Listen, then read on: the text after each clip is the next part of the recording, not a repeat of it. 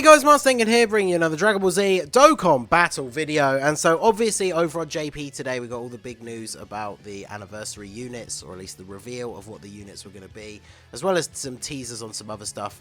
I've been working today, so I wasn't able to make a video on that kind of stuff, and loads of other people have if you want to check it out.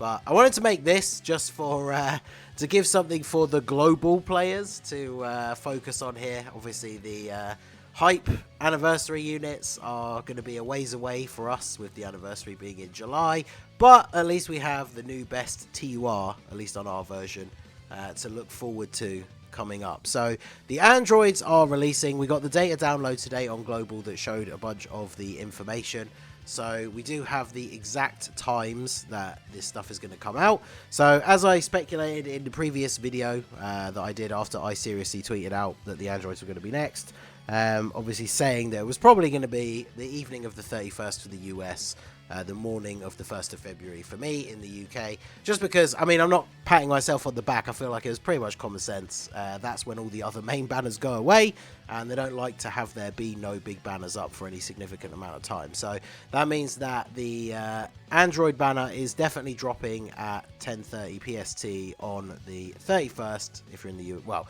PST, yeah, so if you're in the US, it's 6:30 AM Tuesday morning for me. So I will be live to summon for them. So that gives us the banner with the release of obviously the tech androids. We talked about them a little bit in the previous video.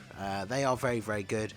Even on JP with some of the new units that have come out, there's the argument that they are the best TUR in the game.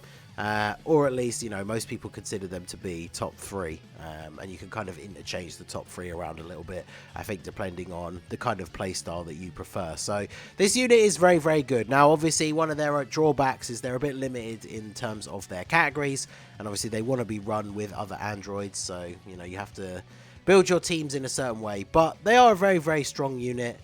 We've had, I think, 3 stages of Super Battle Road release on JP since they came out, and they absolutely destroy them with their active skill to Ghost Usher when there's 1 or 3 or more enemies. So obviously Super Battle Road is a perfect place to use that.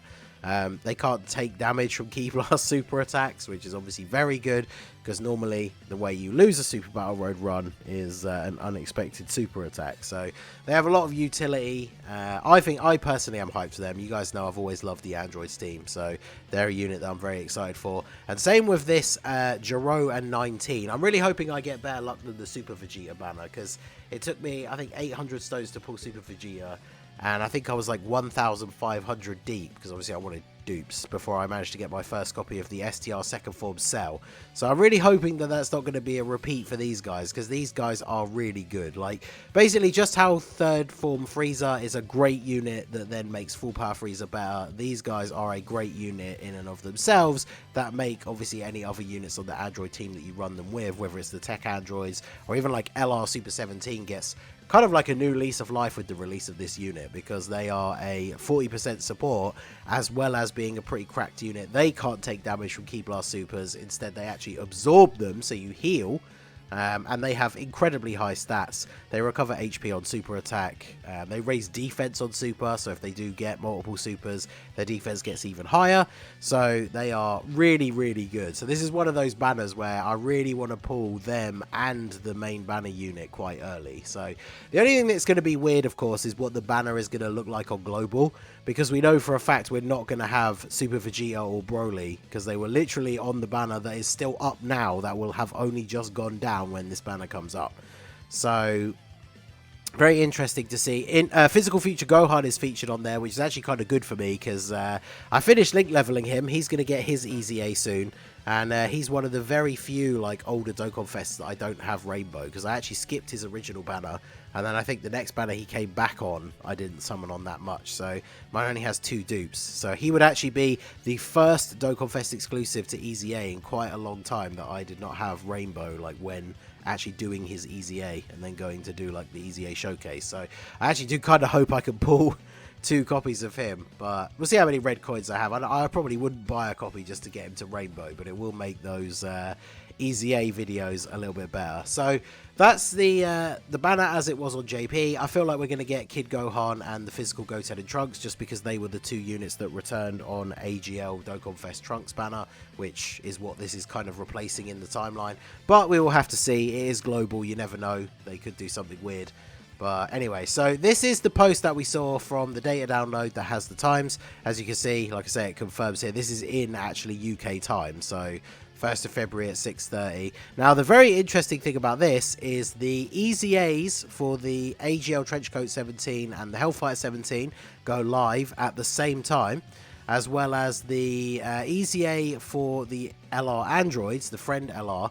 That actually goes live at midnight. So this has happened in the past where we've had a big Dokkan Fest banner coming out, you know, at 10:30 PST, and then the free-to-play Extreme Z areas have actually dropped, like, early with the reset. So this seems to be the case for the LR androids. So if you have your Friend Summon LR androids all good and ready to go, these guys are actually going to come out and you're going to be able to do their Extreme Z area and get it done and get them easy aid before the androids actually even release with the banner. And then obviously these guys are going to be crazy good on their team.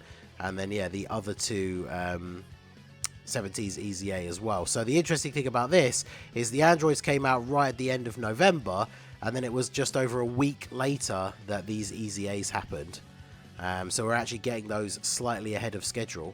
And then also, it was then another week after that, so it's like over 2 weeks from when the androids banner dropped on JP. That's when the LR banner came out, and then they got these awakenings for the fusions free-to-play units and the EZAs for the summonable units.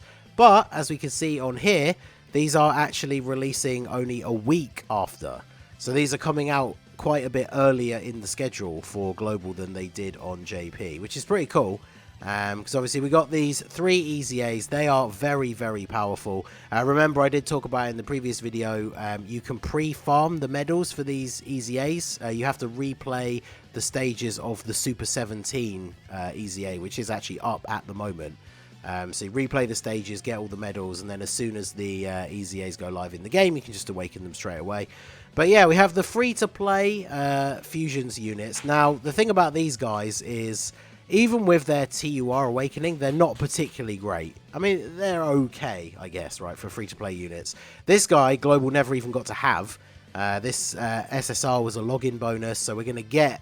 He becomes farmable from the actual fusion event, and then he has an awakening. Now, these 3 are getting EZAs, but if we go back to the schedule, the EZAs came out, what, like 2 weeks later on JP, when these units got their awakenings. So even though we are getting the actual TURs, we're probably not getting the awakenings for them. So it's good to farm them up and get them ready to go, but they're probably not going to be super usable.